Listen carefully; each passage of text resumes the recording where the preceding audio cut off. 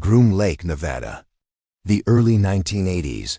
The few people allowed to work at Area 51 have seen some strange things. They've seen spy planes that fly at the edge of space. They've seen captured Soviet MiGs, but nothing prepared them for this.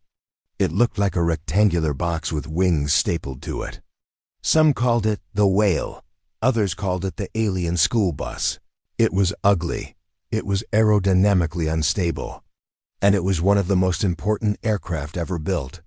Because this goofy-looking machine wasn't designed to look good. It was designed to be invisible. Welcome to ShadowWorks. Today we open the file on Tacit Blue, the secret project that proved you didn't need to look like a fighter jet to disappear from radar. To understand why Tacit Blue looked so weird, you have to understand the state of stealth in 1978. At the time, the only stealth plane was the Lockheed F-117 Nighthawk. It was revolutionary, but it had a problem. It was made of flat, jagged panels. It looked like a flying diamond. Why? Because 1970s computers weren't powerful enough to calculate how radar bounced off curved surfaces. So engineers had to use flat ones.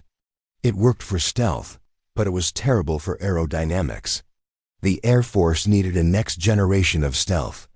They needed planes that were smooth, curved, and aerodynamic like the future B-2 bomber or F-22 fighter. But they didn't know if it was possible to make curves stealthy. They needed a test dummy. A technology demonstrator. Northrop got the contract. Their mission: build a plane with curved surfaces that is invisible to radar from the front, the side, and below. The result was Tacit Blue. It was a bizarre design. It had a rounded rectangular fuselage. The jet engines were buried deep inside the body, breathing through a single, flush intake on the top to hide the fan blades from radar. It had a V-tail shielded by the wide body. Aerodynamically, it was a disaster. It was completely unstable. No human pilot could fly it. It required a massive, quadruple redundant digital fly-by-wire system just to keep it flying straight. It was a flying brick held in the air by computers. So what was this ugly thing built to do? It wasn't a bomber. Its mission was battlefield surveillance. The plan was for Tacit Blue to fly right up to the front lines of a war in Europe. It would loiter over the battlefield, unseen, and use its own powerful radar to track thousands of Soviet tanks and missile launchers on the ground. This was incredibly dangerous.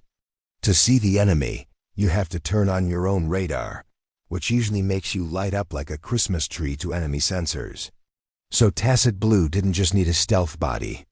It needed a stealth radar, low probability of intercept, LPI radar, that could see without being seen. Tacit Blue flew 135 times over 3 years at Area 51. It was a complete success. It proved that curved, smooth shapes could be stealthy. In 1985, having done its job, the program was shut down. The plane was wrapped in covers and hidden in a hangar for a decade.